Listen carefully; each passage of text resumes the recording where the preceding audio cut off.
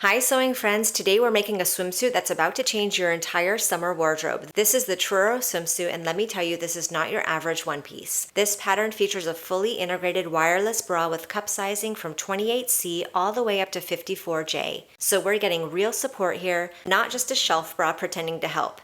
I'm sewing View A, which has the flattering scoop neckline and classic leg line. Skill-wise, I'd call this a confident beginner to intermediate project. If you've sewn with knits before, you'll be totally fine, and I'm going to walk you through everything, especially the bra construction step by step. Let's talk materials because that's key for a good swimsuit. For the main fabric, we'll use a swimsuit fabric like spandex or lycra with 4-way stretch, going 75% across the grain and 50% along the grain. The lining fabric will be a lightweight swim lining with the same stretch requirements as the main fabric. For the bra cup, you'll need a closed cell foam like bra foam or neoprene with 10 to 15% stretch in one direction. And optionally, you can choose power mesh for the back if you want extra support, but using the main swimsuit fabric will also work just fine otherwise. As for additional notions for this project, you'll need a 1/4-inch swim elastic for the neckline, armholes, and leg openings, 3/4-inch band elastic for the bottom of the bra. A stretch needle 90-14 is recommended to best sew through all these stretchy fabrics. Polyester all-purpose thread and clips will come in really handy, especially for the elastic top stitching. A G-hook is also optional for an easier and better fit in and out of that suit with the bra. Now let's take a look at the pattern pieces we're going to work with today. We'll have the swimsuit front, and you can choose your cup size here.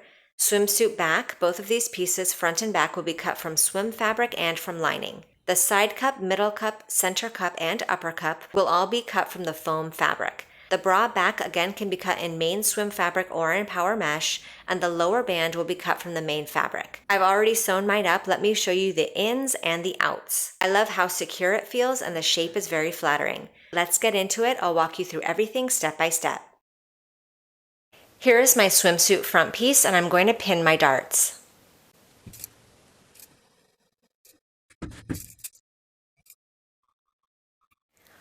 I'm going to sew the darts from the outside edge to the point, leaving thread tails at the point so I can tie them in knots. I'll be sewing with a narrow zigzag stitch with a 0.5 width and a 2.5 length. Repeat to sew the darts for the swimsuit front lining piece. For the main swimsuit front piece, you'll be pressing your darts downward, and for the lining, you'll press the darts upward.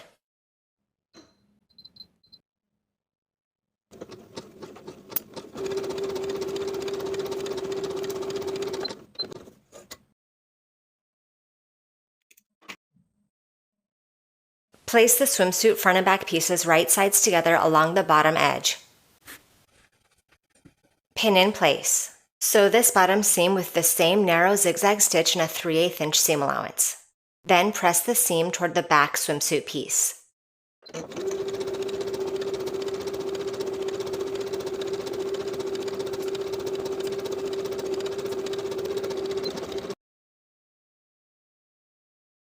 Place the front and back swimsuit pieces right sides together along the shoulder seams and the side seams and pin in place.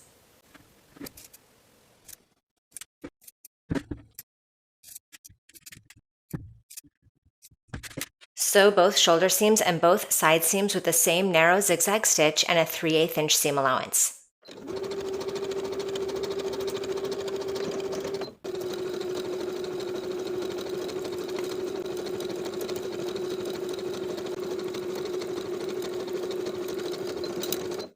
Trim the side seams and the shoulder seams by half and press them to the back.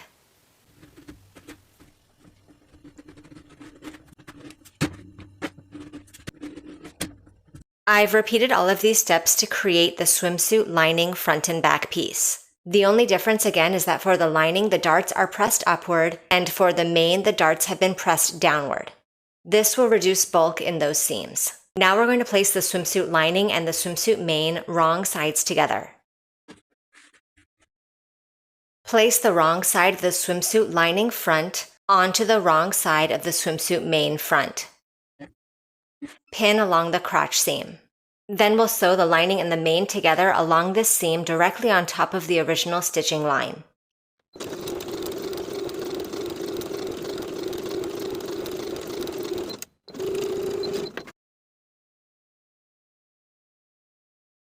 Turn the swimsuit right side out. So now the swimsuit is turned right side out, and on the inside, the lining and the main pieces are wrong sides together. Pin along the neckline, the armholes, and the leg openings. Once your main and lining pieces are pinned together along each of those openings, we're going to baste together with a zigzag stitch with a 0.5 millimeter width and a 4 millimeter length, using a 1/4 inch seam allowance.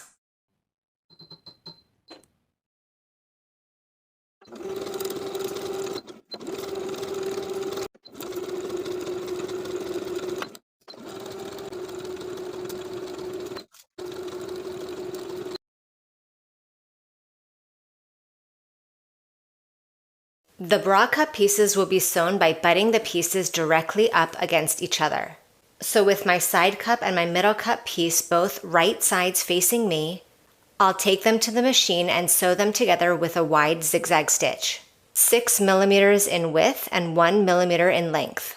If you find that as you're sewing this seam you're getting skipped stitches, you can try using a stabilizer, such as tissue paper or tearaway stabilizer.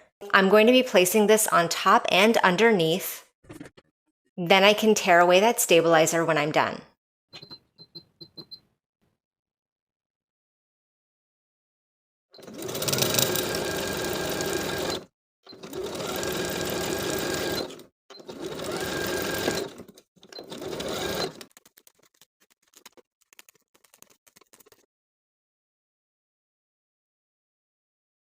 Repeat to sew together both side cup and middle cup pieces.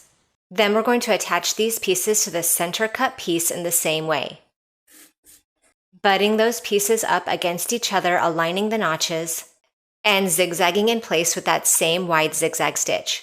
I'm going to be once again using that stabilizer to make sure that I don't get skipped stitches with this foam.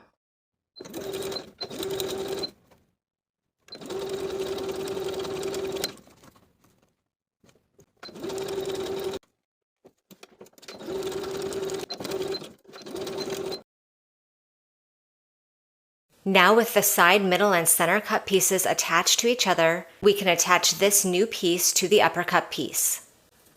In the same exact way, aligning your markings. Note that those side pointed corners of the middle cup piece will align with those topmost markings on the upper cup piece. Again, butting up against each other. Sew with that same wide zigzag stitch, centering the zigzag over the seam, using stabilizer if needed.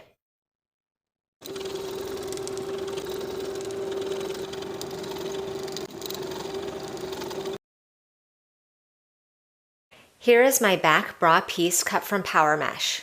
I'm going to place the constructed front bra piece right sides together with the back bra. Align the shoulder seams and the side seams and pin in place. Since the foam front bra pieces do not include seam allowance, the back bra pieces will extend beyond both sides by 3/8 of an inch. For the side seams, the top of the foam at the underarm does not include seam allowance, so the bottom edges will align, and 3/8 of an inch of the bra back will extend beyond the foam. Sew the side seams and the shoulder seams with a 3/8 inch seam allowance and your narrow zigzag stitch. Press the seam toward the back.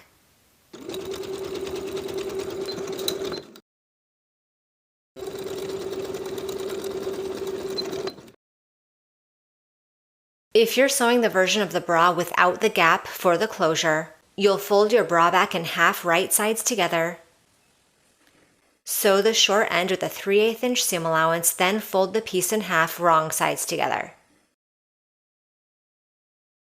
Then you'll place the bra band right sides together with the bra, and sew all the way around with raw edges even and a 3/8 inch seam allowance with a stretch stitch.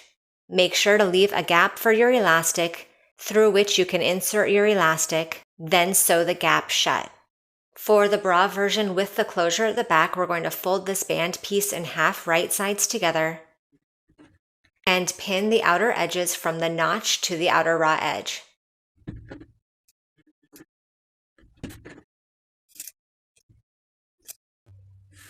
Then we'll sew both of the band ends from the notch to the outer edges of the fabric with a 3/8 inch seam allowance and a narrow zigzag stitch.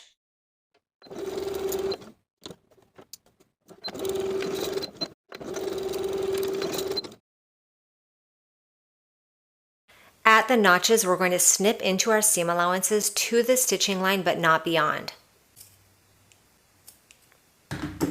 On both sides. Then we can turn the band right side out. Bring out the seam allowances of the main band so that they extend beyond the finished edges. Now we can baste this intact seam allowance together from one side to the other. We're going to be using a zigzag stitch with a 2.5 millimeter width and a 4 length.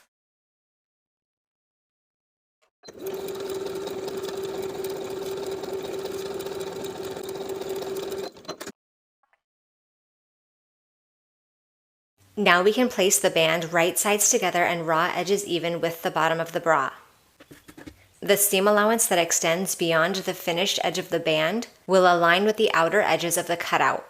Pin in place from cutout to cutout.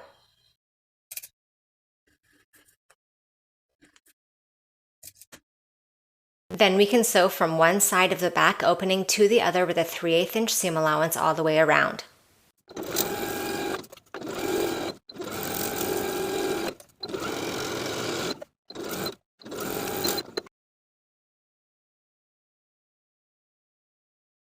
Once the main band seam is sewn, finish the raw edges all the way around. Then we'll press the seam allowance up and turn the band out. I've cut my 3/4 inch elastic to the length provided for my size in the pattern instructions. Now I'll lace it through the band.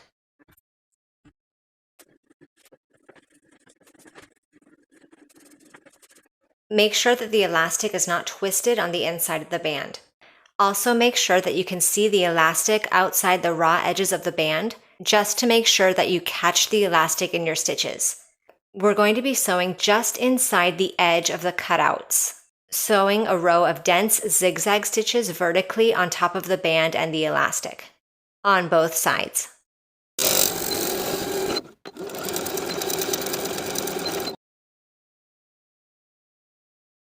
Now on the inside of the band, we want to trim away the elastic close to our stitching. So we'll fold back the band, snip away the excess elastic beyond the stitching line that we just created, leaving about 1/4 of an inch. Repeat on both sides. Then you can fold the band back as it was. Now on one side of that band extension, we're going to attach our hook. With the main clasp facing downward, thread the band through the opening in the clasp, from front to back. Then we'll fold that band material onto itself, to the back. Then we'll zigzag in place with a dense zigzag as before, close to the clasp piece on the inside of the band.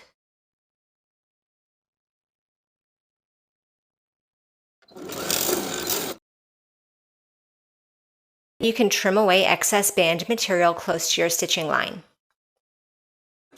Then for the opposite side of the band, you're going to fold it and zigzag it in place, similar to the other side, just without the clasp. You want to make sure that when you zigzag, the opening that you leave at the top of the band is wide enough to insert your clasp.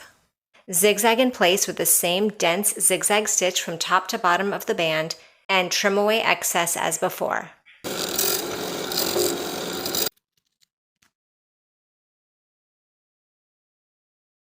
To prevent the elastic from twisting on the inside when you wear it, you can sew 2 rows of top stitching from one side of the cutout to the other, sewing on top of the elastic with a zigzag stitch with a 3 millimeter width and length.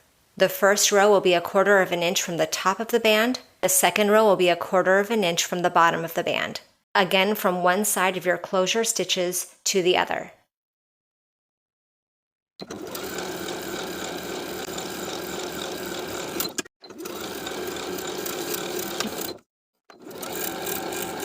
Here's my swimsuit turned wrong side out, with the right side of the lining facing me.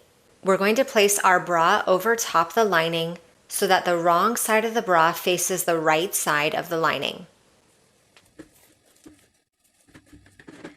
We're going to baste these pieces together starting around the neckline. Because the neckline and the armholes of the bra section does not have seam allowance, the front neckline of the lining and main fabric will extend 3/8 of an inch beyond the foam. Using a needle and thread with a high contrast thread color, I'm going to baste the foam along the front neckline, allowing that 3/8 of an inch of fabric to extend beyond the foam. Use a long running stitch. And we're hand basting that in place with about a 1/4 inch seam allowance.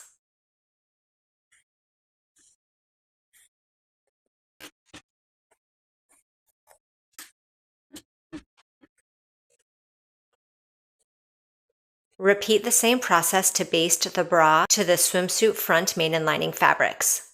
Again, having that main and lining fabric extend 3/8 of an inch beyond the front armhole on both sides.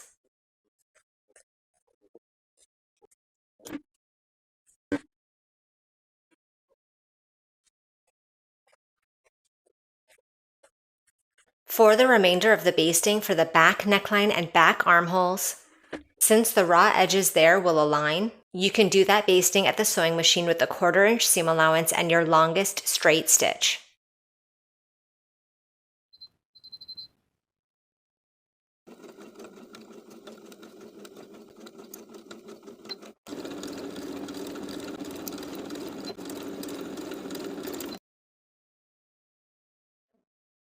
I've cut a piece of 1/4 inch wide swimsuit elastic to the length prescribed for my size in the pattern instructions. I'll overlap the short edges by 1/2 of an inch and zigzag to secure.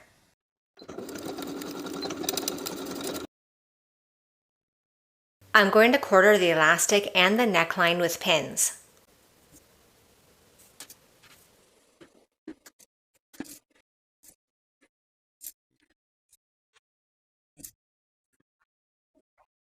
Then we'll pin on the inside of the swimsuit along the seam allowance, at the quarter points.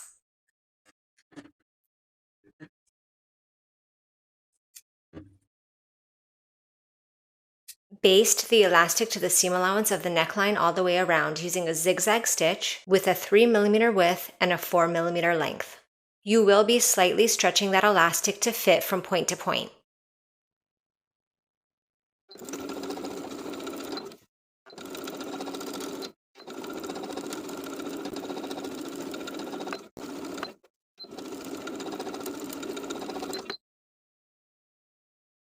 Then we can turn our elasticated seam allowance to the wrong side, encasing the foam on the front, and pin that in place all the way around.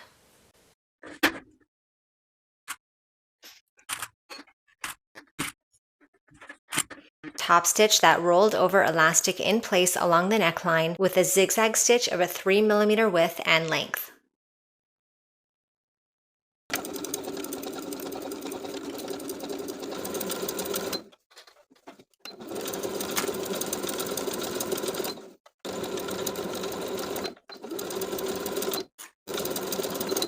Now we can remove any visible basting stitches from the neckline.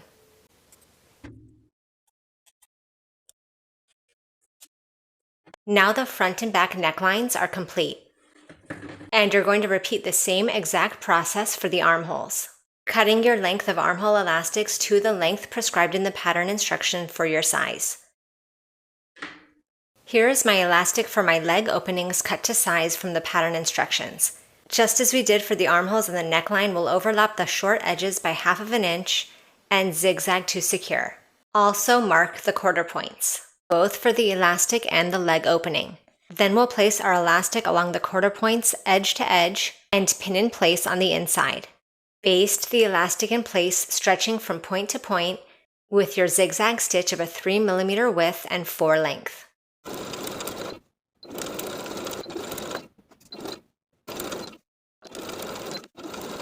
Turn your elastic to the inside along its inner edge and pin in place all the way around. Top stitch all the way around with a zigzag stitch of a 3mm length and width. Repeat for both leg openings.